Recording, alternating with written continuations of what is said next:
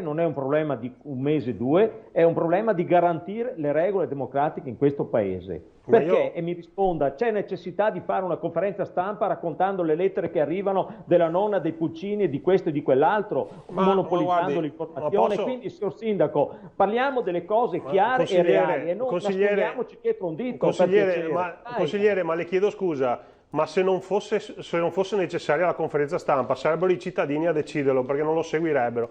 Evidentemente, se c'è questa voglia di essere aggiornati a fronte di un'emergenza che ha messo in ginocchio l'intero paese, evidentemente il governatore fa bene a continuare a comunicare, a tenere aggiornati i cittadini. E voi preferite rinviare ulteriormente l'inizio della scuola dopo che per 3 mesi è stata chiusa, semplicemente perché dovete fare la campagna elettorale. Buona fortuna, fatela, ma lasciate che gli studenti vadano a scuola, dai. Lei dietro una pagliuzza, chiaro, primo. E allora bisogna garantire le regole democratiche. Il primo a essere interessato dovrebbe essere proprio il governatore. E se c'è un abusivo, il primo è lui che continua ad essere lì. Garantisca le regole.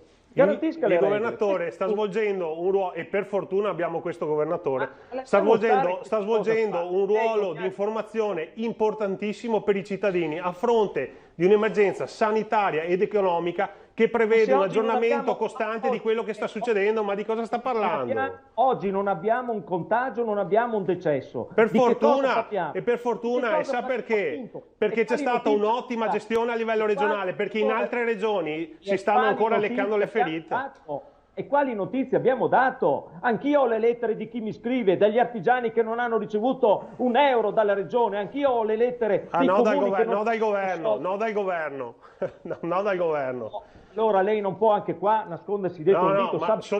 Ma guardi, sono convinto che lei riceve un sacco di lettere da imprenditori che la ringraziano per questo governo. Sono convinto di questo. Va bene, fermi, voglio sentire anche Baldin. Aspetti, Sindaco. Consigliere, venga a trovarmi in municipio, le faccio vedere io le lettere dei cittadini e le faccio sentire anche le telefonate che tutti i giorni riceviamo su questi cellulari. Aspetti, Azzalina, prego.